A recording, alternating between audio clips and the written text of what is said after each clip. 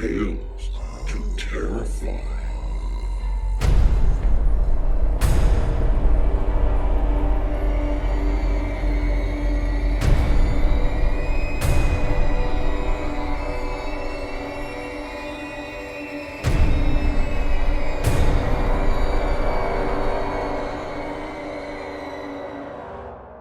Good evening, children of the night. Step on into the cabin and find yourself a seat and warm yourself up. I won't take up too much of your time with my hostly greetings this evening before we get on to our stories for the evening. 2 quick items, though. Remember to stick around after our stories. Starting last week and continuing for the 4 episodes after this, we'll be hearing some guest music from Songs of the Pumpkin Boy. You'll find their link in the show notes for more info. The second item is that as of this release of this episode, the Goodreads Choice Awards finalist should be just about out. I am recording this during the first round of voting, but M.R. Carey is my horse in this race. I haven't read the book that's nominated, but it's up next to read. And did you read The Girl with All the Gifts? Pretty good. I hear there's a movie in the works. After all these years, I can still muster up some optimism from translation from ink to screen. Let's hear some scary stories. Our first one for the evening comes from Shaun Hamilton. Shaun has a number of stories published in UK and Australian magazines. He shared that the piece that you'll hear tonight was written in early 2009 and accepted to Hub magazine in July of the same year. And then, the year afterwards, a local theater group commissioned a script based on the story with the intention of using it as their first foray into cinema. Give us your ears for Shaun Hamilton's My Parents' Son.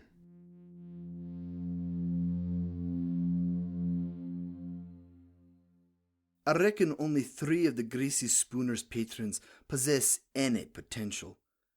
As per the usual requirements, they all wear a grey slug around their throat, carrying the thing like a hangman's noose before the hatch gives way. To my left, an old woman washes her false teeth with her cup of stewed tea. On the table next to hers is a teenage mum who'd prefer to aid her obesity than quiet her baby's screams. At the back of the room, close to the mucky door that leads to the toilets, sits a goth student whose mood reaches over to me like Mr. Tickle's ridiculously long arms, but loses any of the humour in transit. The thing feels as black as her hair. As I said, they each wear the moniker, a slimy scarf, and as the rest of them throughout the world, they're oblivious to its touch. That said, no one else littering the cafe's leprous lino owns an aura. This isn't some Doris Stokes seance where everyone attending glows like they're a congregation of nuclear families. Only those with a genuine reason might enjoy such a prestigious prize, and this trilogy is more than qualified. Sipping at my coffee, supermarket instant, supposedly Brazilian strength, black, no sugar, I stare at the 3, contemplating each one's suitability. Surely one of them will satisfy my needs, won't they? Density is the key. The thicker, the better. If the aura is viscous and heavy, it's sure to keep me going for a minimum of 12 hours. If there's any transparency, it'll provide less sustenance than a cracker, and I'll be ravenous within 40 minutes. I can't eat solid food. Solid food makes me puke. I've been sitting here for a little over an hour, and these delicate creatures have proven to be my best prospects. Before these, a few minor vapours had entered and vacated the cafe, but nothing substantial. Now I've breakfast, lunch, and dinner all in one go. I'm reminded of London buses. The problem is, I can only take one at a time. Any more is just as bad as a real food meal. I've tried consuming a congregation, following my usual routine, but doing it on couples and threesomes, but it doesn't work. I end up empty. More than one equals none. So you have to ask yourself the question, what's the point of going to all the work for fuck all? Therefore, as much as it pains me to do, that shows you how hungry I am, I have to make a choice. who out of the geriatric, the goth, and the gargantuan will give me with the best meal? And straight away, I know the old woman is a waste of time. Despite being the hottest day of the year, the silly mare insists on wearing a thick camel coat, maximum denier tights, and what looks like 3 skirts. Dark cuffs of leather gloves emerge from her pockets, and fighting for occupancy with her aura is a black feather scarf. Has this woman never heard of staying cool? Her slug, though fairly dense, has thin vapours rising from it like smoke leaving a burning window. This is a sign that her aura is waning. Soon she will have nothing. Why it's like this, the aura doesn't say. And since she has no idea of its presence, there's little point to asking the old dear. So I have to speculate. Perhaps her outlook on life has changed, or maybe her health is deteriorating and she hasn't long for this life. Who knows? But what is for certain is, if I were to feed from her, then I know I'll be on the search again within a couple of hours, and that would be pointless. I've not slept properly for too long. I can't risk being woken up with hunger pangs after only an hour's sleep, because that's what would happen, and continue to happen until my hunger is fully satisfied. Sadly, this woman would be no more than lining on the stomach, an aperitif, someone I need to avoid if I'm after a main course and not a starter. Granny is a no-no. The goth. Teenagers always carry the strongest auras. Fact. It's their hormones. They rage through their bodies like a rapist in a nunnery, with a barrel full of new chemicals flushing the brains. What choice do they have but to find themselves wallowing in hypertension and slothfulness? They're left questioning what's right and what's wrong in a world that adamant hates them. And more often than not, they end up taking action without considering the consequences. We've all been there, but when we're going through it, we think we're the only ones. That no one else is suffering or has suffered quite like us. And apart from our friends, perhaps, there's no one we can confide in. We certainly don't trust teachers or parents. And even then, there are those unable to communicate. Those who feel they have no friends and end up hating themselves as a consequence. Their auras have proven so dense at times, it's a wonder they haven't demolished walls. And she's no different to those lonely creatures. Her body might be wrapped up in black cotton and lace, and her face smeared in horror movie makeup, but her slug is as thick as a concrete column. This girl truly hates herself. But I'll save her for another day. Her face is familiar. We'll meet again. Take it away, Vera. My eyes fall on the young mother, and without doubt, I know where my evening's entertainment lies. It isn't that she's killing herself with the cakes and donuts she stuffs into that great black hole of a gob of hers, or that she does it with great aplomb, despite her fingers being weighed down by a collage of fake sovereigns and 3 layers of chipped nail varnish. Nor is it the clothes she's wearing that are 3 sizes too small for her. Skin-tight velvet tracksuit that shows all those trying to eat the bulbous skin beneath. It isn't even the fact that she's blatantly ignoring the no-smoking signs and has half a dog end glued to her cracked lips. No, it's none of these. The reason I intend to take my pleasure out on her is her attitude towards her kid. First, she ignores its cries. And these are genuine cries of hunger or pain, not attention-seeking bawls. Then she screams at it, and finally, bending over to yell in its face, she drops fag ash into its mouth. That, as they say, simply isn't cricket. She probably treats her dog better than she does her baby, and I bet that's part of an RSPCA investigation. Kill yourself if you want to, but have some respect for your offspring. Standing, I walk over to a counter marked with ketchup stains and burst fag burns. At one end of the veneer is a stand filled with packets of outdated crisps, and the other end is the old woman I pay my tab to. This place is my regular Friday afternoon haunt, and as per every previous visit, she offers me a crooked smile and wishes me a good day. I've been coming here for over 12 months and I still don't know the old girl's name. Not that I need to. It's just that sometimes it would be good to say, "That was bloody awful brew today, Doris," or "Any chance of a Red Bull, Vera?" I should do it, but I can't be arsed. I'm not in the business of making friends. Money paid, change given, tip ignored. I make my way to the exit, past the abusive mother. I purposely brush myself against her, lightly stroking her greasy curls with my hands as though trying to get her to move out of my way. The ignorant cow remains immobile. Having garnered my materials, I make my way to the warped glass door. Turning to look at her, I wonder if she's noticed anything different, if she knows what's about to happen.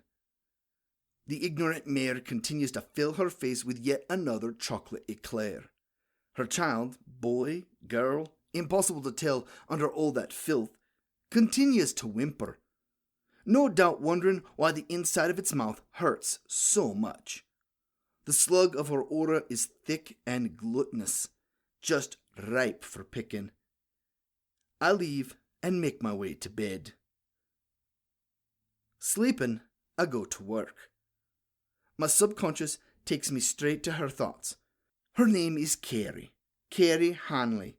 She's 18. 18! I've seen 80-year-olds more likely to be confused for a teenager than Miss Hanley.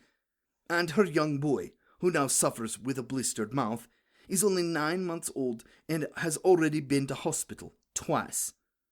The first time was for a bang to the head, which Carrie claimed came from a mug falling from a shelf and hitting the poor kid.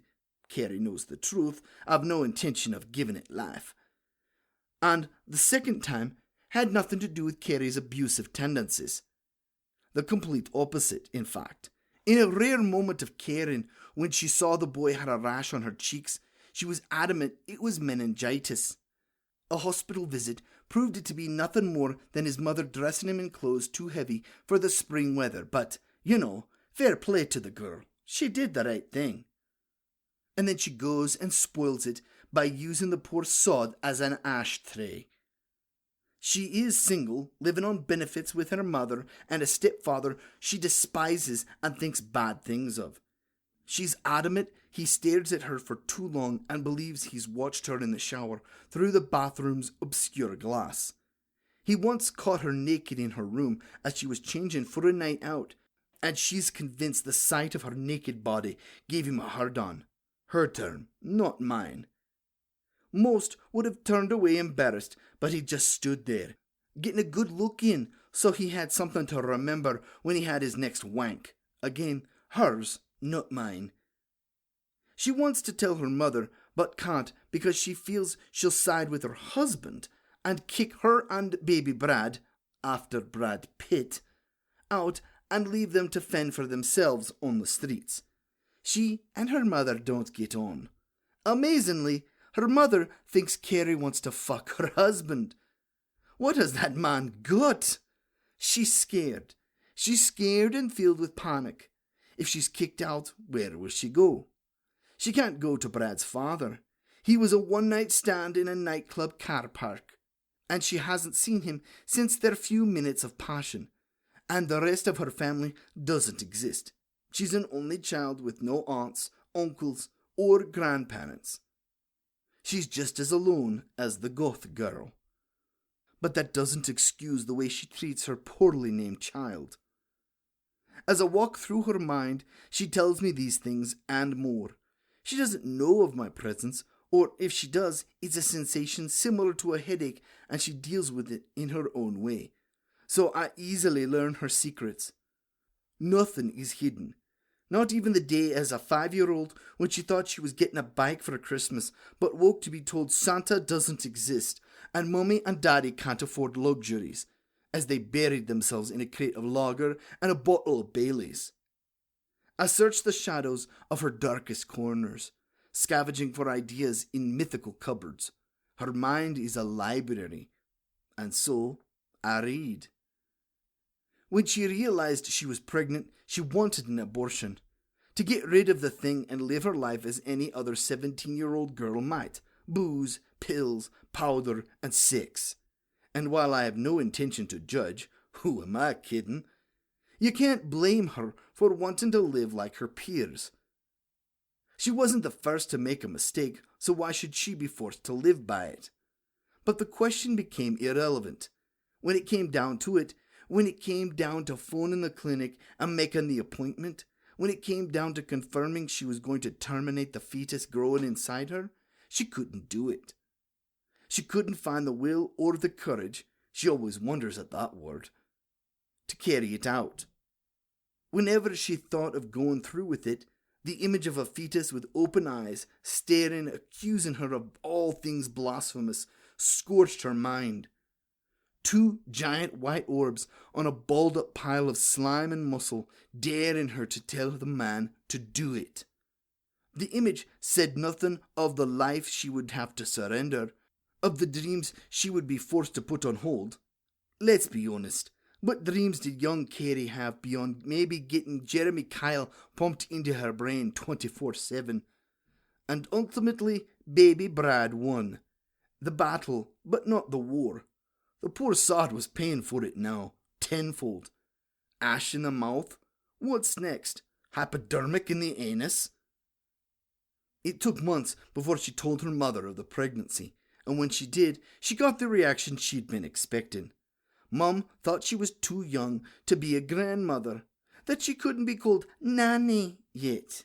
She was barely into her 30s. How could Carrie have aged her like this? The only advantage came with the stepdad. When he knew the truth, he stopped watching her so much. But that didn't stop the depression. That didn't stop the self-harm and thoughts of her ending it all. That didn't stop her auras growing. She often questions her role in life, wonders if those around her might be better off without her, like George Bailey in It's a Wonderful Life. She wonders if the world would be a better place if she were no longer part of it. If she hadn't been conceived, her parents might have stayed together. Her stepfather would never have entered her mother's life, and she wouldn't have met that guy in the nightclub and fallen pregnant because she'd gone there after the stepdaddy had suggested she and he do something inappropriate. If she hadn't been born, she'd never have met the bastard. If she didn't exist, her friends might be better people, people with ambitions and hope, instead of the dole-hungry whores they had succumbed to be. If she hadn't been born, she'd never have felt the need to degrade herself just so she had people willing to do things with her and talk to her and spend time with her. If she hadn't been born, she would have never known the pain of loneliness. If she hadn't been pissed out of her mother's womb, the people around her would be so much happier. If she's George Bailey, does that make me Clarence? Her self-pity is nothing new to me. In truth, it's the stuff I need. Without it, there would be no auras on which I could feed, no link to Carrie Hanley. As I said before, I cannot eat real food. I'm allergic to meat and vegetables. Real and those plastic alternatives known commonly as ready meals. They make me vomit. Carrie's food and the food of her fucked up family and friends would probably kill me. I eat auras. Auras allow me to function. But most importantly, they afford me the ability to sleep. Otherwise, I'm incapable of rest. So I must consume her grey slug. I begin. I talk to her gently, peacefully. I use words that will convince her, give her the patter she longs to hear. She thinks my words are her own thoughts. She thinks that in her sleep she has once again fallen into a state of depression. If only. It is me. It is me telling her what she must do to take away the pain. I am good at my job, but she will do as I insist. She will follow my instructions and bring an end to her misery. Her aura will dissipate and I shall feed. The world will have one less abusive teenage mom scrounging off the state, and I will be able to sleep. All is good in the world. Gary Henley's suicide makes the front page of the local paper. It stares back at me from the welcome mat in front of my front door, put there by an enthusiastic paperboy during my convalescence. Apparently, she wanted some attention as she made her way out of the world. That would explain why she chose to throw herself off a motorway bridge and into the fast lane of the M6. No one else was hurt. How? But she did as soon as her 5-foot-tall and 16-stone frame smashed into the tarmac, and the white van that ran over her spattered remains made sure the deal was a good one. Refreshed with sleep and coffee, I take a shower. I'm hungry. Have you ever wondered if this will ever end? The question comes from the girl lying beside me, Sarah Williams. We're in my bed, post-coital, sharing a joint and a bottle of Chardonnay. The year's longest day is a week behind us, but there is little difference in the start time for nights drawing in. It's after 10, and the scene penetrating my window is nearer a bloody brown than a charcoal black. Not bothering with the bedside lamps or overhead spots, we lie in the dusty dark. Shadows formed by a sullen moon accentuate beauty, casting dark hollows over Sarah's slender body. Mounds and flat horizons join in sensual unison. Though she is less than 4 feet tall, she is frighteningly beautiful. Sarah is someone I once came close to aiding on her way. Thankfully, I decided against it at the last minute. Despite her slug being one of the thickest I had encountered, her beauty was indescribable. The tragedy behind her eyes captivated me. I'd never felt sympathy for any of them before her, and none since, so when I started to question my reasoning for taking her, I knew I couldn't do it. It was like a pedophile with a class full of children who decided to let one free because he'd discovered love at first sight. I couldn't take her. And when it's like that, when you find yourself questioning reasons that mutate into excuses, you know it's more beneficial to convince that person to sleep with you than to turn them into dinner. Wondered if what will end, I ask, sipping the chilled wine, enjoying its coolness in this evening's muggy heat. Despite our nakedness and having kicked the duvet onto the floor, we're both sheathed in a coat of perspiration that has nothing to do with the energies of our lovemaking. You know, Sarah says, sucking on the joint's tapered end. This life you lead, killing for the sake of killing. You know as well as I do that it cannot end, not yet anyway. Answering her question, I grab the tissue from the bedside cabinet, wrap it around my wilting erection, and remove the used condom. Scooping the thin rubber into the Kleenex's womb, I pull the thing off and discard the whole package onto the bedroom floor. They'll be at one with the toilet bowl before the morning light. As long as my parents are alive, I have to do this. Anyway, why do you have to bring this up again? It's not as if you don't know the situation. I had explained everything to Sarah the night I wandered through the corridors of her mind, convincing her to join me. If I wasn't going to persuade her to suicide, then it was only fair I fill her in on the whole picture before telling her to remove her knickers for me. I suppose there's a moralistic issue here, but for the life of me, I cannot find it. I'm starting to struggle with the whole scenario. It's not easy knowing your boyfriend is a serial killer. I'm not a serial killer, I state sharply, stunned by the accusation. Serial killers kill for the fun of it. I do it to live. If I didn't put people out of their misery, the sad and lonely, remember, not normal people, well, if I didn't take them, I wouldn't feed. And if I don't feed, I don't sleep. And if I don't sleep, my parents suffer. I swallow a large gulp of wine and snatch the spliff from her lips, angered by her allegation. And besides, I wheeze in between drags, who said I was your boyfriend? As far as I remember, We agreed we're just a couple who enjoyed the occasional shag. She turns away and I can see my words have physically hurt her. Good. Serves her right for calling me a murderer. Staring at the mark only she sees where the wall meets the ceiling, she sips at her Chardonnay. Indignant, wounded. At her most dangerous. Anyway, I continue, acting as though everything is normal. You wouldn't have been too upset if you'd seen that Hanley bitch. The heartless cow dropped fag ash in her baby's mouth and did nothing to sort it out. No panic, no brushing away or washing the kid's mouth out. She just carried on stuffing her face with her cakes.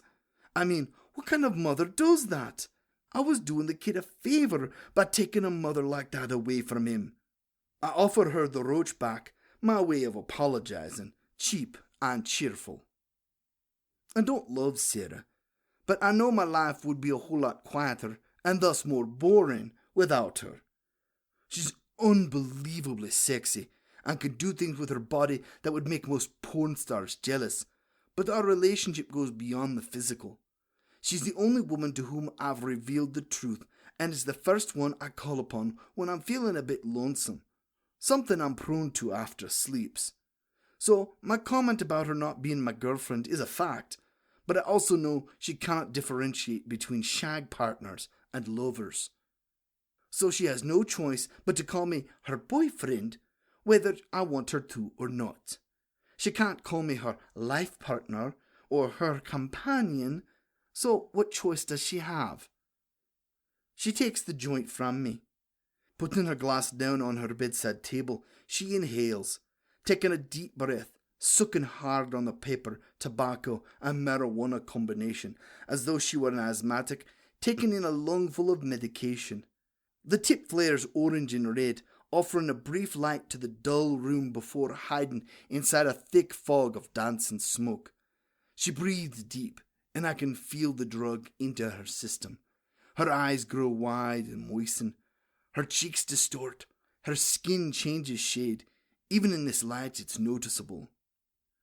I see your point with this one, she says, referring to Carrie Hanley and my work. As she does so, she slows her breathing down, easing the dope into her bloodstream. Exactly, I reply. Hardly the actions of a serial killer. She turns to look at me, the pale moon full and clear, awaiting a bat's outline to give it that comic effect, reflects in her green eyes, reminding me of the distortion created with a photograph negative. What was once black is now brilliant white. You know I didn't mean it like that. It's just, well, I just sometimes wish we could live a normal life. Every time a suicide is reported in the papers, I know you've been at work. And it worries me that this is becoming more than just a necessity for you.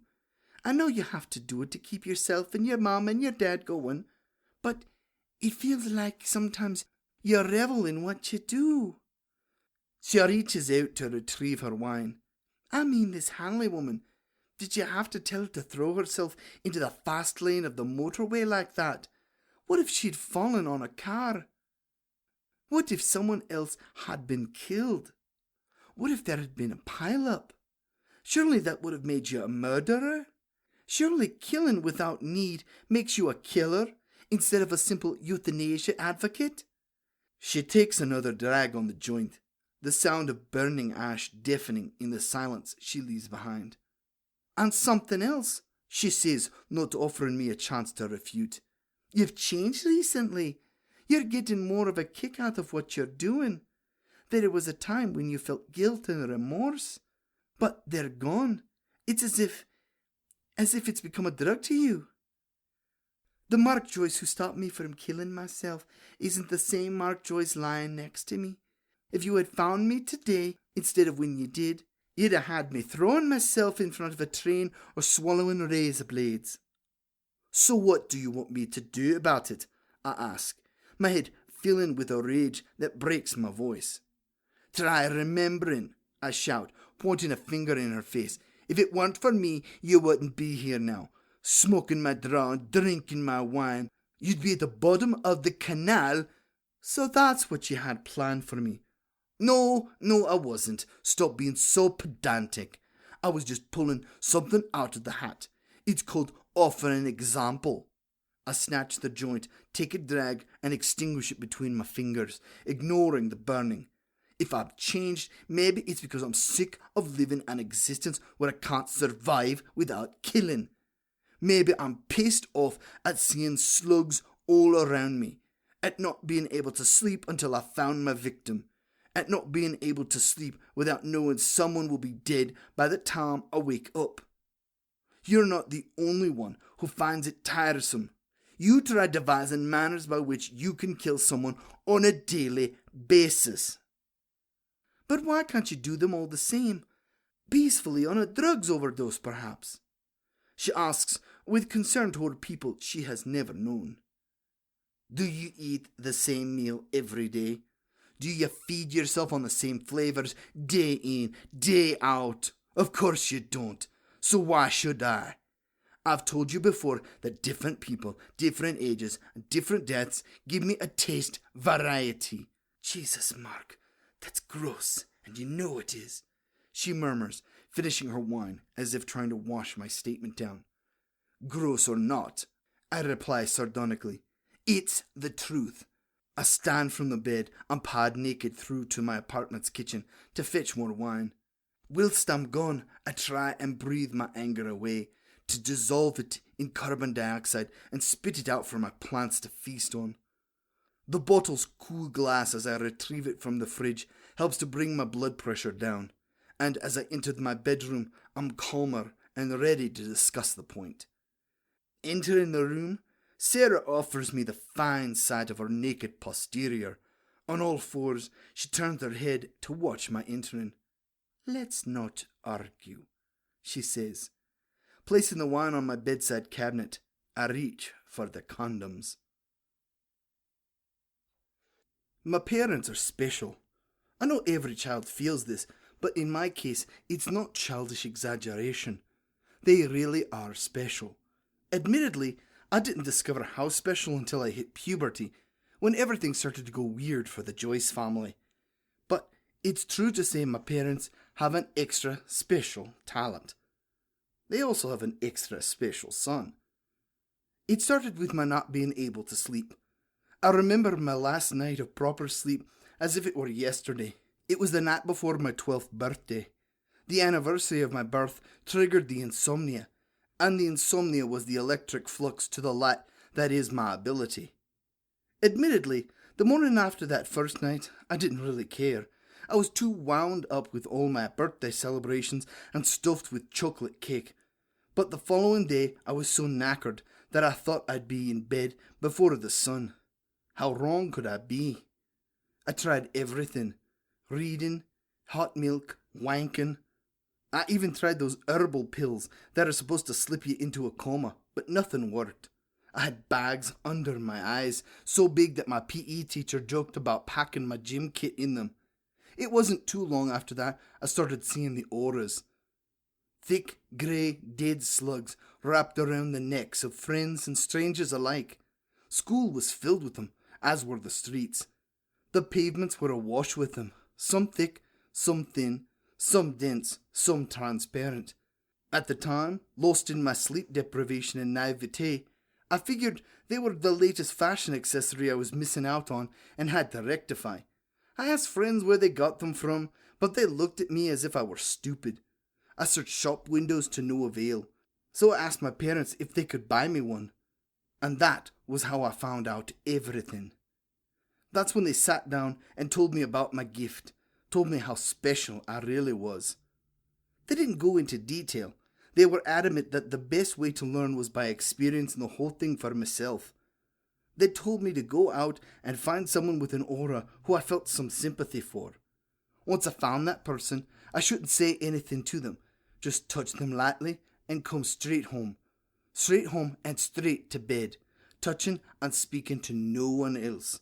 That was very important, otherwise the spell would be broken. Once I was in bed, my subconscious would explain it all, and I would sleep. 2 hours later, after an amazing amount of confusion, I I was having to cope with my voice deepening, my balls dropping, and hair growing in strange places, as well as all this surrealness, and my touching the white hair of a bent old woman who seemed to be collapsing under the weight of her aura outside our front garden. I was in bed, eyes closed, fast asleep. I was 12 and 1 week. My subconscious took me to her, offering me everything about her, her life, her loves, but more than anything else, her pains. She was 94. Her husband was long dead, and her only son had recently died of heart failure, leaving her without the company of grandchildren. He wasn't a fan of women, only his mummy. Other than a few friends at the bingo, she had no one left and felt only the weight of loneliness. She didn't want to sit in an empty house any longer. Didn't want to sit there, knowing the phone wasn't going to ring. Knowing the only voices she would hear would be those on the television or the radio, or even worse, those in her head. She had lived through too much to be punished in such a cruel manner. She wanted to be with her husband and son. She wanted to be with her loved ones. So I, Michael Joyce, aged 12, convinced a 94-year-old woman to take a sleeping pill overdose. To this day, I can still remember her thanks. When I woke, 2 days later, I woke with the innocence of a child and the understanding of an adult. My parents were right. My subconscious did explain things to me, but it had also left some blanks. Blanks I needed my mum and dad to answer. So what did they tell you? Sarah and I were once again resting post-coital, only this time we are relying solely on the wine to bring us down, rather than the adage of a joint. Because we'd argued, and she felt guilty, no idea as to why, but I'm man enough to let her take the brunt of things, Sarah had let me do that special thing to her that I lacked so much, and now she's cooling herself by fanning the stodgy air circulating her buttocks. Very matter-of-factly, I replied, sipping at the Chardonnay that had worn significantly during our escapades. It turned out they'd been waiting for my questions since my conception, so they knew exactly what to say. It was as though they were reciting a memorized script. That didn't bother you? The idea that they'd kept it from you for so long? Not really. Up till my 12th birthday, I was the same as any other kid. They could hardly turn round and say to me on my 4th birthday, Mark, you might not believe this, but one day you'll have to kill to survive. You'll start seeing grey slugs around people's necks, and you'll have to kill them just so you can sleep. If they'd done that, I'd have gone out and told the whole world about it, which was exactly the wrong thing to do. Spreading of the word can be lethal if not done properly. No, they did it the right way. I had to find out for myself. But you couldn't find it all out for yourself. You still didn't know about what would happen to them if you tried to fight it. No, I didn't. Seems pretty sneaky to me, keeping the bit that involves them quiet. Yes, well, I say, annoyed by the insult. You've never been in that situation, so I don't think you can question it. I take a large gulp of wine, using it as a mean to purge my anger. Sorry, Sarah says. I didn't mean, well, you know what I meant. I'm just thinking of you. As if to emphasize the point, she adds more of the lemony wine to her bum, as if trying to remind me of what she'd let me do with her. I half expect to see steam rising from her pale landscape. It's okay, I reply, noting her actions and smiling on the inside at her manipulation. It's just I can understand why they did it, so I don't like it when someone has a go at them. It wasn't exactly a normal situation, so they did the best they could. It's certainly a lot more awkward than trying to explain the birds and the bees. She laughs, the tension lifts, and we continue. My mum and dad were both sitting on the end of my bed, waiting for me to wake. They knew I'd be full of questions, so they sat there in preparation. I remember being startled at first. I mean, who wouldn't be? You wake up from the weirdest of dreams to find two people sitting on the edge of your mattress. Enough to scare Freddy Krueger. But when the sleep left my eyes and I saw who it actually was, I understood. Their words told me the facts, but their eyes told me the truth. They told me that I was still human. It was just that I was extra special. There were others out there like me, but because everyone is sworn to secrecy, They didn't know who they were, and it didn't matter anyway, because one day I'd find someone to talk to about it all, and until then I got them. And they were right. I did find someone. My sudden grasping of an emotion that's more than lust and friendship catches me off guard. My voice shakes, and Sarah reaches out, holding my hand. Understanding. They told me that my dad had been the special one in their relationship, and that I'd inherited his genes. Apparently, I've a whole family tree filled with suicidalists on his side. My mother was the same as you. A dwarf? No, not a dwarf, I reply, smiling. She was an outsider, a rescue, a love. Love? I continue unabated. He found her in the street with a slug around her neck and knew there and then he was going to marry her. As daft as it sounds, it was a tale of love at first sight. He rushed over, made idle chat with her, something about her hair colour, lightly touched the blonde curls, and then slipped away to join her in her mind. He didn't even have to manipulate her. She'd liked him straight away. They were married 3 months later. I was a honeymoon sprog. Is that when they told you about the repercussions? Repercussions? You know, what would happen to them once you came along? I say, turning to look at the void of the ceiling. Night had finally arrived in all its black glory. I've never thought of myself as a repercussion before. Seems like a decent description when you think about it. Sorry, Sarah says, wounded. I turn back to her and see silky pale skin holding the moon's attention. There's no need to apologize. It's as I said, it's a pretty good description. But in answer to your question, yes, that's when they told me about the repercussions. I could see it wasn't easy for them, but I'm glad they did it. I needed to hear everything, even though I was only a kid. I needed it all. It's like the first time you go to McDonald's. You want the whole menu. Well, that's how I was then. Please tell me you don't still want the whole menu. Only if you're on it. Good, she replies. I get the feeling I've just passed a test of some kind. Anyway, they told me from the moment I was conceived my dad's vision stopped. He no longer saw the slugs. He could sleep properly, and he and my mother had been able to do so right up until my 12th birthday. That's when it all changed, for both of them and me. I wasn't the only one going through sleep deprivation. It's just that I couldn't see it because I was so wound up in my own problems. Sarah squeezes my hand. But you couldn't help that. You were only 12. I know, I reply. But there are times, even though I know the truth, there are times when I can't help but feel guilty about it. I should have noticed. They were suffering as much as I was. We were both silent for a few moments. Sarah's right. I have no reason to feel guilty. But when I found out their insomnia was my fault, I had no choice. If I slept, they slept. If I didn't, they suffered. Then, I say, breaking the silence as if I was a stone and it was glass. Then they told me I had to keep killing. I had to keep helping people with their suicides for all our sakes. If I didn't, I wouldn't sleep. But more importantly, if I stopped, if I tried to fight it, not only would they not sleep, they'd die. They'd die because I'd be starving them to death. Once I hit puberty, their means of sustenance changed for good. They were left with no choice but to live off the souls I'd provide. I finished the warm wine and reached for the bottle standing on the floor beside me. Filling my goblet to the brim, I poured the last droplets into Sarah's half-full glass. A down man in one. She sips at hers.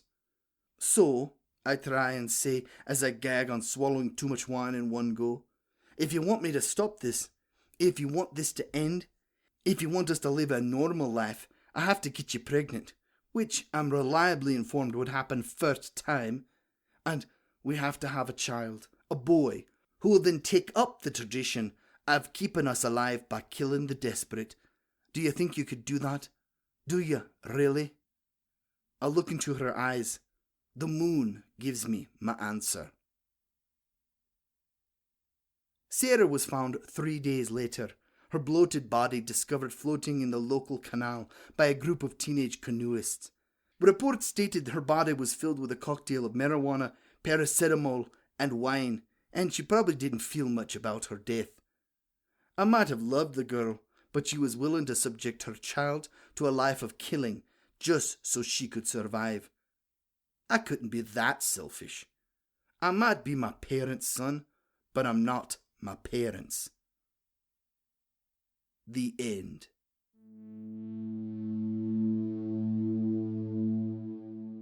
That was Shaun Hamilton's My Parents' Son, as read by Brian Rollins. Brian Rollins was born in California and grew up in and around the western U.S. He currently resides in Highlands Ranch, Colorado, where he works as a voice artist, primarily focused on audiobooks. He's probably best known for being the voice of the Glenn and Tyler series of audiobooks written by J.B. Sanders. Fun fact about your host, I also lived in Highlands Ranch, although when I was much younger. We lived on White Cloud Drive, just across C-470 from Littleton, and I'd walk up Dad Clark Drive to Sand Creek Elementary. I remember one year being moved to the basement due to a tornado. On the way down to the shelter, outside the school, there was the tornado, big as God. After the storm passed and they let us all out of the basement, we found out that the tornado had stolen all of the school's lawn and swings. Brian, thank you for your read, and I hope you're keeping Highlands Ranch strange in my absence. Our second story of the night comes to us from Billie Sue Mosiman. Author of more than 60 books on Amazon, Mosiman is a thriller, suspense, and horror novelist, a short fiction writer, and a lover of words. In a diary, when she was 13 years old, she wrote, "I want to grow up to be a writer." Her books have been published since 1984, and 2 of them received an Edgar Award nomination for Best Novel and a Bram Stoker Award nomination for Most Superior Novel. In 2014, The Gray Matter received a nomination for the Kindle Book Award. She has been a regular contributor to a myriad of anthologies and magazines with more than 200 short stories published. Her work has been in such diverse publications as Horror Show Magazine and Ellery Queen's Mystery Magazine. She taught writing for Writer's Digest and for AOL Online, and gave writing workshops locally in Texas. She was an assistant editor at a Houston literary magazine and co-edited several trade paperbacks anthologies with Martin Greenberg. Her latest work in paperback and Kindle Digital is Sinister, Tales of Dread 2013, a compilation of 14 new short stories. In December 2014, Sinister Tales of Dread 2014 debuted with 13 new stories. Link to her Amazon page is in the show notes. Just before we dive in, this one was a bit of a tragedy of the submissions process. As a boy from southeastern Ohio, I have a special place in my heart for anyone that has 2 first names, but this story I really enjoyed, and when it was submitted, I had hoped to fast-track it to airing. That was 2 years ago, right about the time that we were talking about putting a tourniquet on submissions for a bit. This story ran afoul of that, and I can say very much better late than never. Give a listen to Billie Sue Mosiman's Carnival Freaks. And, oh, I'm so happy that we got Josie Babin to do this one.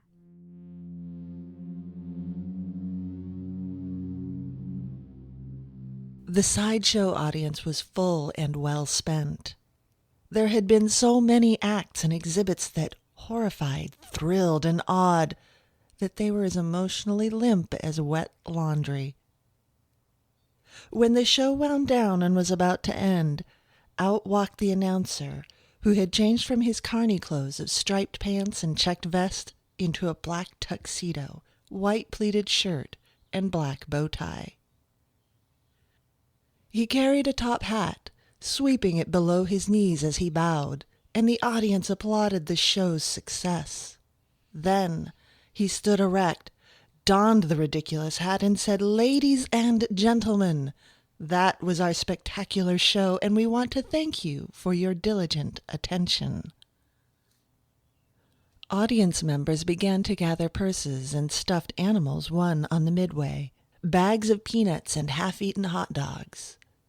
They prepared to rise to their feet and struggle from the makeshift folding seats to the sawdust-covered center aisle. but I require you to remain where you are just another minute, if you don't mind. We have one more exhibit to offer those of you intrepid enough to indulge your deepest fears. For the price of another single admission price, we will show you something the world has never witnessed. Science denies its existence. This is our secret freak, our freak of freaks, our ultimate show that few have ever dared lay eyes on. Ladies and gentlemen. Now the audience was riveted to the seats, all scuffling silenced, all movement to leave abandoned. They gaped at the well-dressed announcer, blinking with some confusion. I offer you a tour down this narrow hallway to see behind a glass enclosure, close enough for you to touch. Only inches away from this freakiest of freaks the world has ever seen. Just for one more admission price. Just for a single $5. I can't reveal what you will see because I cannot share that with this entire audience. I can tell you, however, that if you desire to see with your very own eyes something so astounding, so singularly disturbing, so world-shattering as what we have waiting, then I urge you to take this final, this glorious, and never seen by the eyes of man, tour. He paused theatrically, looking around the rows of seats all the way to the back of the tent, from the right and then from the left. He took off his top hat and held out his arm, indicating a direction. Just down this hallway, not for the faint of spirit. If you have a bad heart, please do not take this tour. We cannot be held responsible for fainting or any harm caused to the nervous system. If you want to see a wonder of the unnatural world, I ask you to step right up. He strode from the raised stage and down the 4 wooden steps to the sawdust floor to stand in front of his captive assemblage. Only the bravest should take me up on this offer. Will the rest of you please exit the tent, and we thank you for your patience, and I hope you enjoyed the sideshow. He stood waiting, eyeing the crowd as it rose, almost as one body, and began to flood into the center aisle. In the front row, his gaze fell upon a woman clutching her purse to her bosom. She came forward, her head thrust out, her eyes narrowed. "A true, real freak?" she asked. "Yes, ma'am, a true, real freak. Nothing you will ever see anywhere else, I guarantee." She lowered her purse, snapped it open, and handed him a $5. "I want to see," she said. "Of course." He took the money and grinned devilishly. He pointed her to a side flap. "Just that way," he said. "Wait at the flap until you're instructed to enter." Behind her waited a dapper little man in a brown suit. "I want to go in, too." The announcer took his bill and asked him to wait with the first woman. From out of the crowd milling to the exit, another man, this one with hard, flinty eyes, came forward holding out money. "Thank you, sir. You've made a wise choice. Please get in line." A third man separated himself from the exiting mob, pushing out with his hands to get back to the stage front. He asked, "You say this is worth it? It's better than the bearded lady and the alligator man?" "Absolutely, sir. Worth every single penny." "I'll be back to complain if that's a lie," the man said. He was tall, thin, with a pencil mustache. He looked well-heeled and not the sort who went in for freak shows. But those were the ones the announcers sometimes expected to see interested most in the extra show. "You won't be disappointed, sir. Please join the line for your turn." The tent was almost empty. At the end of the first row, a young woman sat, watching, scowling. The announcer cocked his head, staring at her quizzically. "Are you of an age?" he asked. The young woman stood, and she was tall and full of sharp angles. Her elbows stuck out of her shirt, her chest was bony beneath a white lacy blouse, and her legs were stick-like. She was money, old money at that, if the announcer was asked to guess. Her hair was professionally groomed, pulled back from her face in a blonde chignon held with a pearl comb. She wore 2 rings on each hand, all 4 glittering of gold and sparkling with faceted jewels. She carried a leather bag on her shoulder and wore elegant black flats. She didn't look as if she should even be in the tent, but there was a reason. There was always a reason. "I'm old enough to see anything you've got back there," she said. "And how old is that, m'lady?" She had reached him, and the tent was emptied except for the small group waiting at the side flap. Her voice was silky and sophisticated as she handed him a $5 bill and said, "Old enough, I told you already. Now take the money and let me see what you think you've got." He bowed to her, took the bill, and gestured her to get in line. Once he was sure there would be no other patrons, he joined the little group to instruct them. "One at a time, please. My assistant will come to the flap and let you know when it's your turn. Be patient. We allow everyone all the time necessary to examine this extraordinary exhibit. And I assure you it's going to be worth it. Thank you, ladies and gentlemen, and have a wonderful time." He left them standing, disappearing behind the curtains at the back of the stage. The 5 people who had paid to see the super freak stood looking anywhere but at one another. It was as if they were in partnership to do something unmentionable, something for which they hoped to remain anonymous. They waited. The first woman to enter behind the flap found the narrow hallway created by tent fabric claustrophobic, and the light much too dim. She moved slowly, reaching out to each side of her, squinting ahead.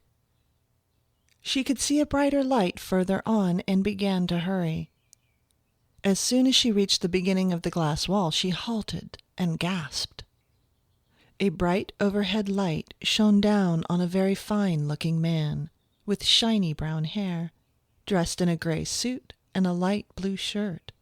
He gave her a winning smile. She thought she would faint. From the shoulder of the man sprouted a second head, this one looking somewhat similar to the smiling man, except that this head lolled on the shoulder, eyes closed, mouth agape, hair thinning and in disarray.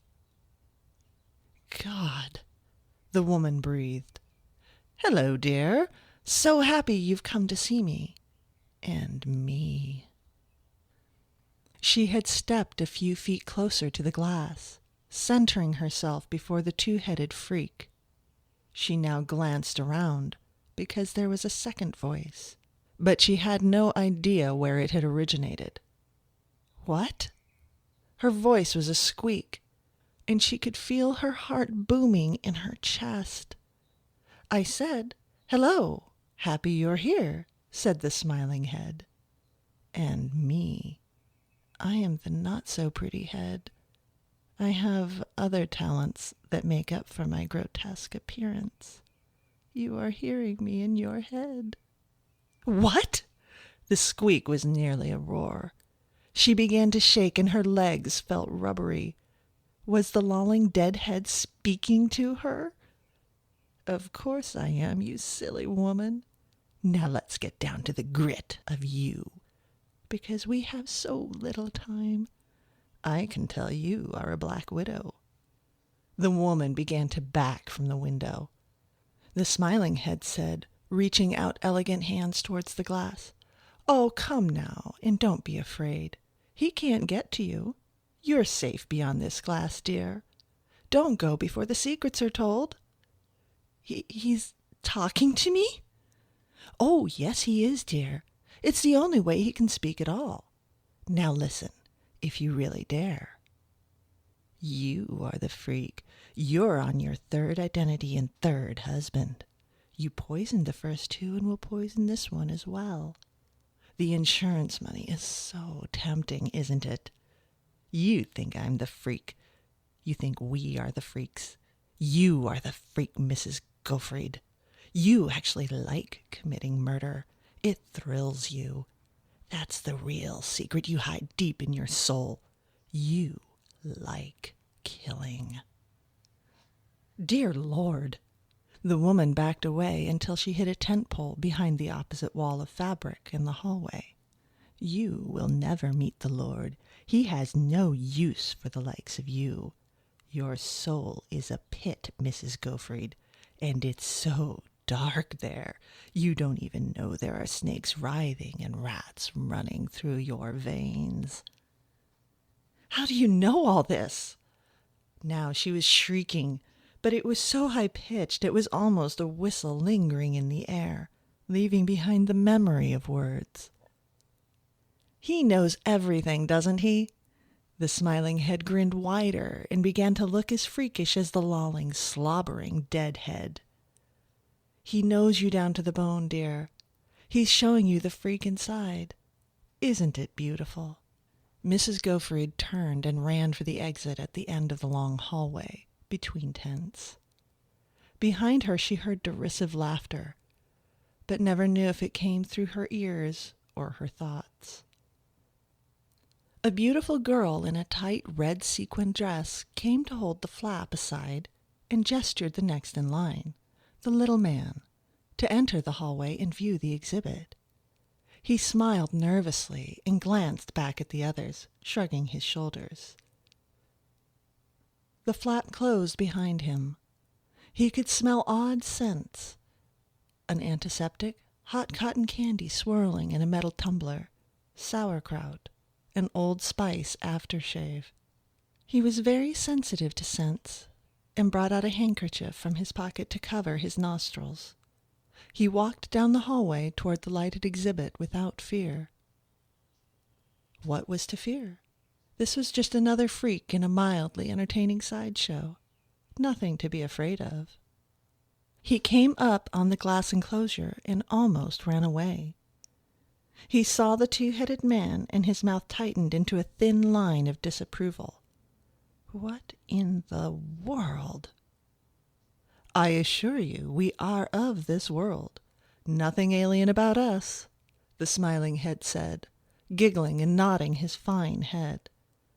Next to his cheek, the dead head hung chin to chest, drooling spit down the nice suit, the orbs of the eyeballs rolling behind closed lids.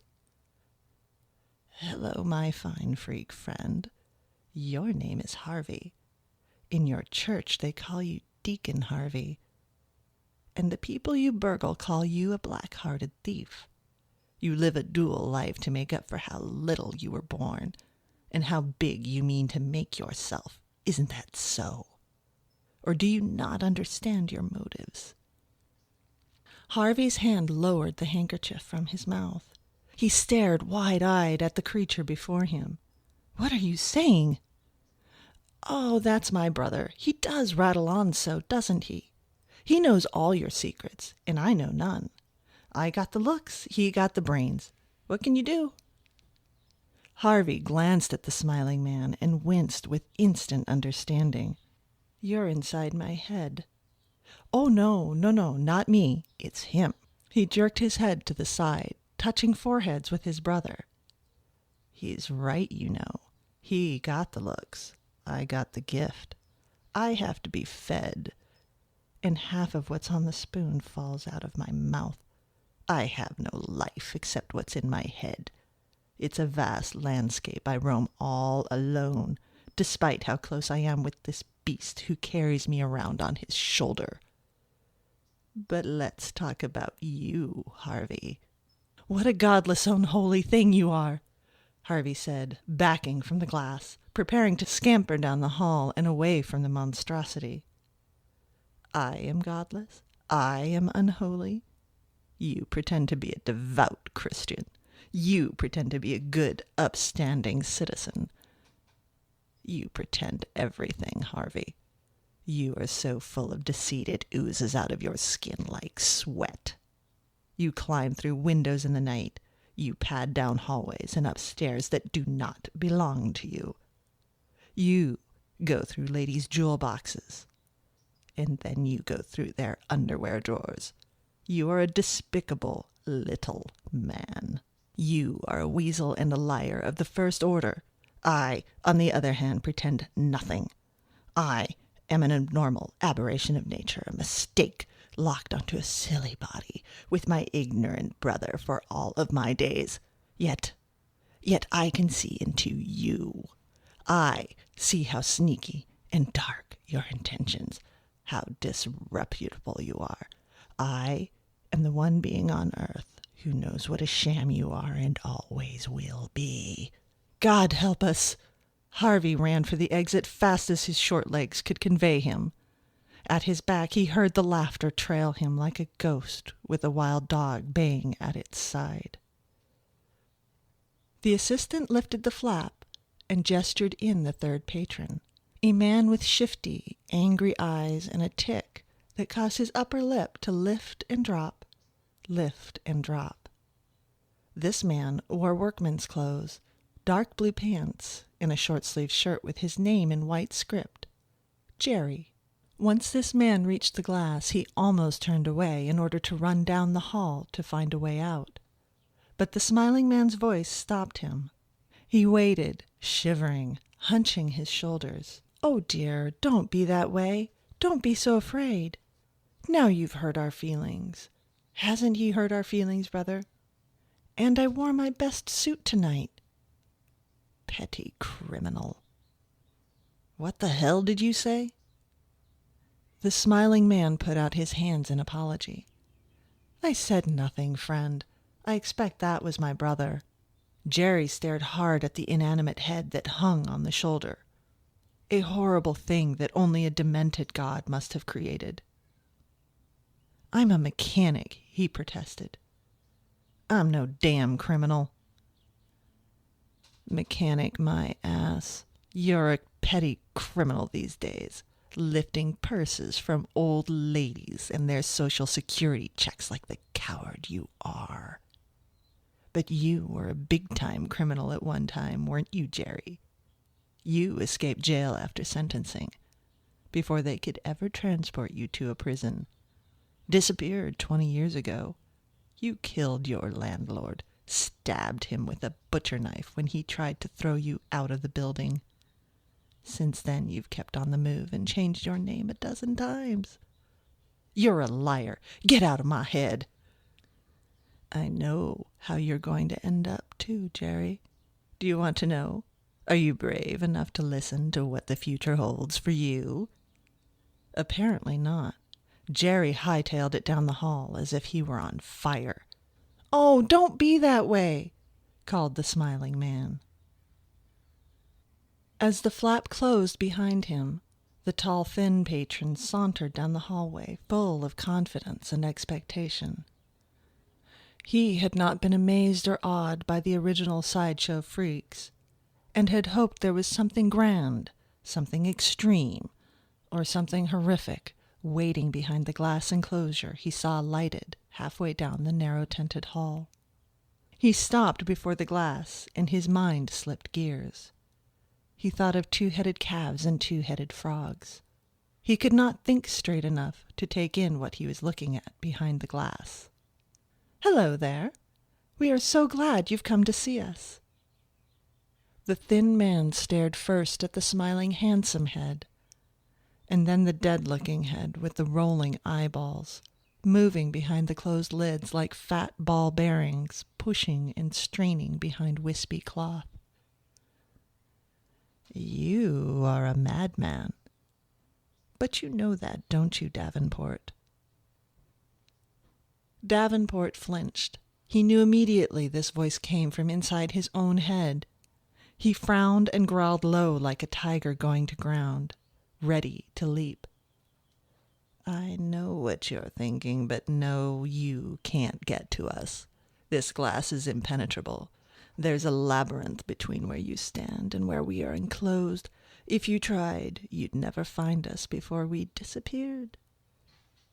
"I could try," Davenport said. His eyes had gone cold as a stony beach in winter. "How are you talking to me in my head?" "Never mind that.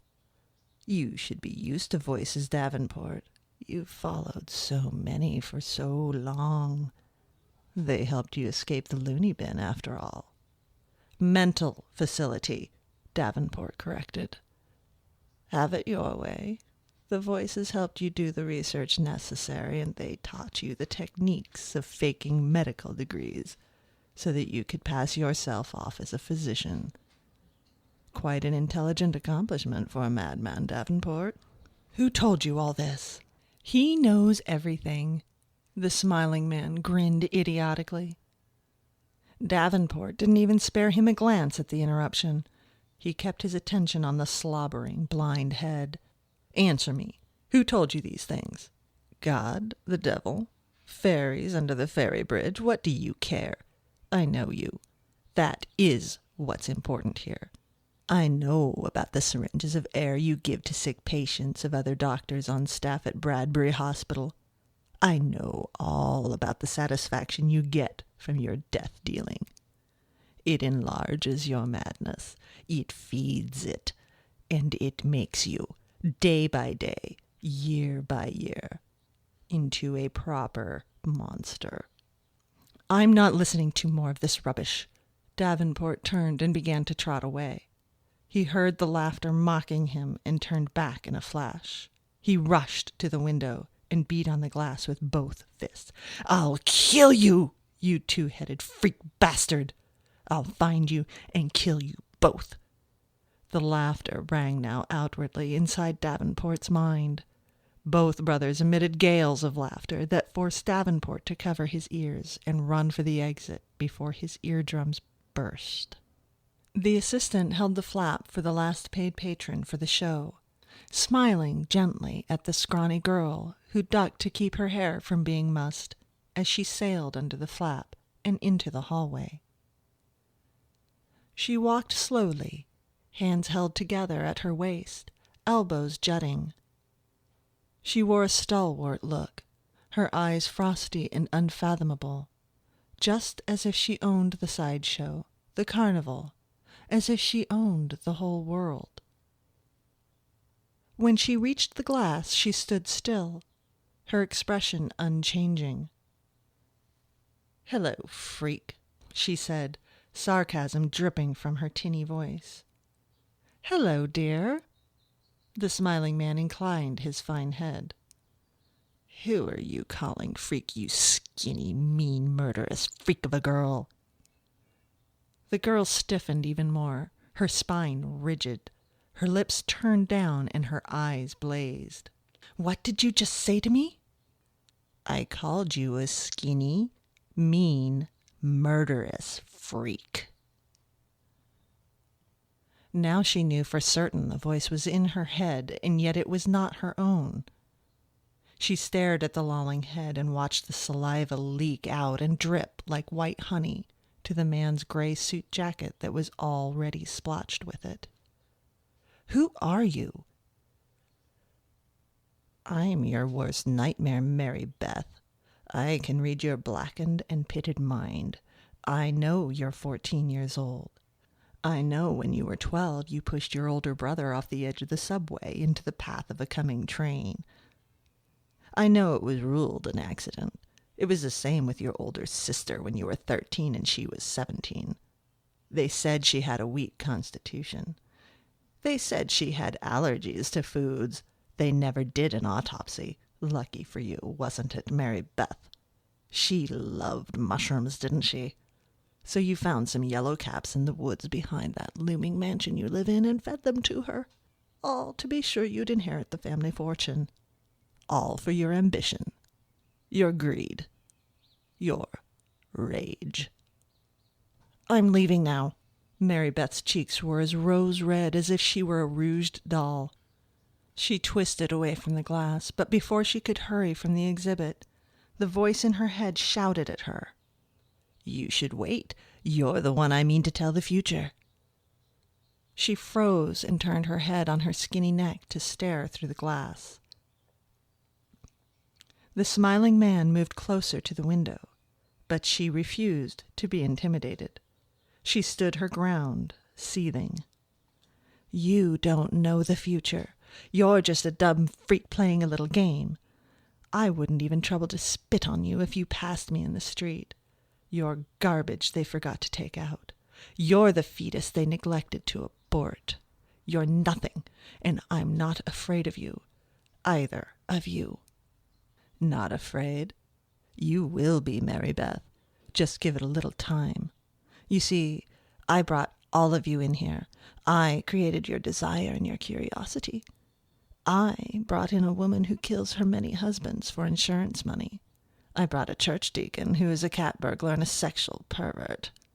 I brought in an escaped convict who committed murder and now robs little old ladies. And just before you, I brought a madman who is an imposter doctor. He gets his jollies by injecting unsuspecting patients so they die ugly, unnecessary deaths. Worse than me. Mary Beth made a move to leave again. What do I care? Not one of them are worse than you, not a single one. How can you say that? They've killed too. They are mad criminals, insane people and murderers. It's true, they are. But your ambition is unrestrained, Mary Beth. It's so strong. It's the most dangerous of all obsessions, don't you think? You were willing to kill family. You turned on your own blood. You weren't born with a conscience. Your heart is the blackest of all, black as a cave deep in a mountain, black as the outer void beyond the universe. You are nothing but a ridiculous freak. I don't have to believe a word you say. This is all a setup, some kind of trick. Now back off. For the third time, she turned to go, holding her bony shoulders back, her chin up, her head high. They will exhume your sister, Mary Beth. Your father suspects you. He's not as unobservant as you think. You're going to get caught, locked up, and you won't get out of prison until you are a very old woman. They will try you as an adult. This time Mary Beth kept walking, her head high, her mind shut against the warning. She exited the tent and hurried to find her father where she had left him on the midway, looking for her while she had sneaked into the sideshow. It was only days later the circus freak's prediction came true. Her father braced her with questions she tried to answer, but he kept interrupting her excuses, accusing her of wrongdoing. He said, I knew something was wrong, Mary Beth. You're the only one I confided in about my terminal condition. You knew I hadn't long to live. You hated your brother and sister, didn't you? Didn't you? If your mother were alive, she would die of horror at what you've become. Mary Beth ran to her room, weeping crocodile tears. Once behind her door, she began to plot. It was hours later, night engulfing the quiet mansion in shadow, when Mary Beth crept down the stairs to make sure her father was asleep in bed. It was true, she decided, what the sideshow monster had told her about the future. Her father's suspicions were at their highest peak ever, and even if it meant his fortune would have to be left to charity, he was sure to bring her to justice for her crimes. That was the kind of father fate had saddled her with in this dreary, horrible life. Not only was she the youngest child, she was indisputably the ugliest. Not only had her siblings been brilliant, they had also been beautiful. She hated them with a passion from early childhood, and that passion burned bright as a dying star. If she had it all to do over again, she would still find a way to murder them. She left the stairs and tiptoed into her father's library. She went to the secret panel and the safe there.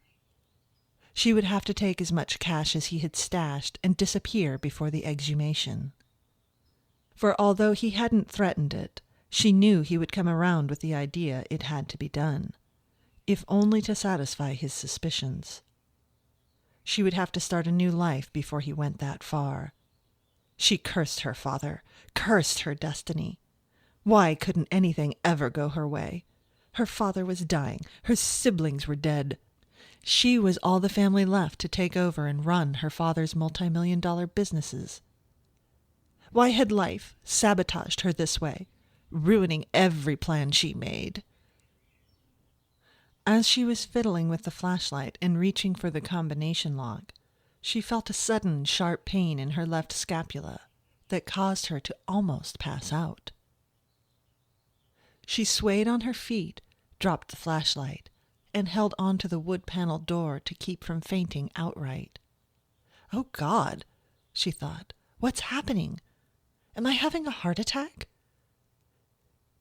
She bit down on her lower lip. As the pain passed, she stumbled in the dark to chase the flashlight that had rolled a few feet away. When she bent to retrieve it, another sharp pain brought her to her knees. She reached for her shoulder and pressed down, trying to bar the pain. She gasped. She felt an ominous knot and, in the darkness, her eyes grew wide in fear. She got hold of the flashlight, twisted her head, and aimed the bright white beam on her shoulder. She pushed back the collar of her blouse. She saw it now. The knot was no knot at all. It was a tiny head. She clenched her eyes shut, then opened them again, hoping to find it gone. "No," she thought. "No, no, no, no." A cold shot of adrenaline forged through her body like a ship steaming full throttle across a placid ocean. Her vision was clear, her mind blankly open in fascination. There was no hair on the tiny head, just a skull covered with her taut skin. The miniature face was misshaped, the nose flattened to one side, the lips hanging open on raw gums, the little eyes closed against the world. Even as she stared, dumbfounded, the head grew, stretching against the skin and muscles of her body, inching forth into the world. She saw the beginning of a neck, the tendons tightly coiled, stretching, arching. "Hello, Mary Beth. Can we be friends?" The shock of the new voice inside her head traveled through her body, shaking her to her very depths. She dropped the flashlight and screamed. Enveloped in a giant black hoodie, the skinny blonde girl crept around the tents of the sideshow.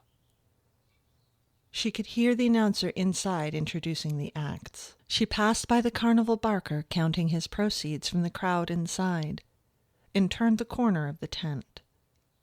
High overhead, a full moon rode a gray, cloudless sky, tracking her with shadow. Beneath her feet, the gravel wheezed as she stepped forward. The scent of doughnuts fried in pots of hot grease made her stomach turn. She found the flap and pushed inside, shutting out the noise and babble of the midway. The hall was dark. She made her way by putting both hands on the canvas and following it until her fingers touched cold glass. "Are you there?" she whispered.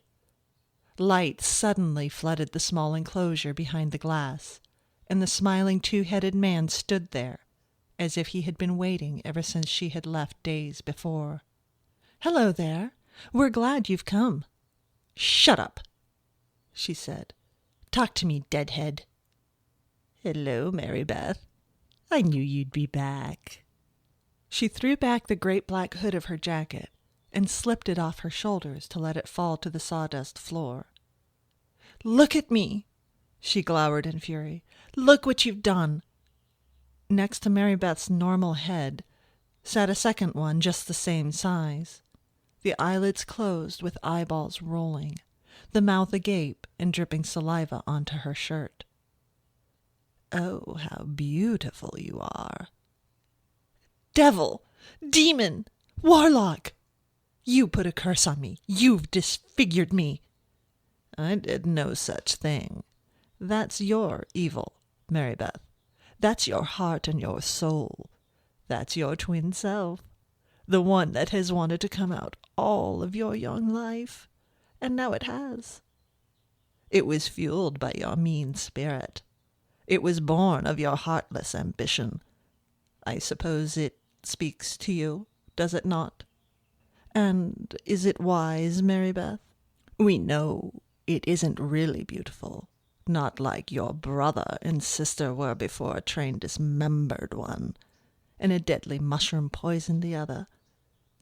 But tell me, is it all you could ever want in a sibling? For the first time the girl revealed true emotion. She began to cry tears round and clear as thumbnail diamonds. They rolled unchecked down her thin, haggard cheeks. What am I to do? What's going to happen to me? Welcome, cried the smiling man, his grin as wide as the new moon. Yes, welcome, Mary Beth. Welcome to the sideshow. We can always use another freak exhibit. Maybe you can have a glass booth right next to us. Won't that be cozy? The girl leaned against the glass, defeated, and rested her forehead there. The second head pulled forward and pressed against the glass as well. This new monstrosity said in a cheerful, knowing voice, I love the carnival. We can have our own quarters. We can talk to the normal-looking freaks when they come by to gawk at us. We can plumb their souls and rend the darkness, spilling their secrets, all the dirty little secrets. The smiling man looked at the two heads pressed against his glass, and clapped his hands in the kind of glee usually only gifted to little children, or the senile elderly. Are you going to stay? Do you want to stay? We would love you to stay. Shut up. Mary Beth wiped her sniffling nose and raised both heads so she could look beyond the glass at her future. Just shut up, you babbling moron. The smiling head bobbed and beamed with good will, delighted with the girl and her sharp wit. He just loved his fellow freaks in the sideshow, and so did his brother. The more the merrier, he thought. There are never enough good freaks for the clientele. Mary Beth will be brilliant. Mary Beth pulled back her shoulders and tried to raise her head high. I hope you live long and die in torture. How odd you say that, Mary Beth. I wish the very same for you. The smiling man smiled like a goon. The world spun on its axis. The stars burned and blinked. The moon rode high. And the carnival played on. That was Billie Sue Mosiman's Carnival Freak, as read by Josie Babin. By day, Josie is a biologist, a happy little cog in the grand machine known as medical research. When not at work or enjoying the great outdoors of San Diego, she can be found at home with her 3 loving companions, 2 feline and 1 human. She records in a tiny bedroom library surrounded by literature and scientific works, as well as a few video game boxes. Thank you as always, Josie. That'll be our show for the evening, Children of the Night. Our show was produced by our editors Philip Oldham and Scott Silk, and theme music by David Rakelin, although we will have special guest outro music from Songs of the Pumpkin Boy.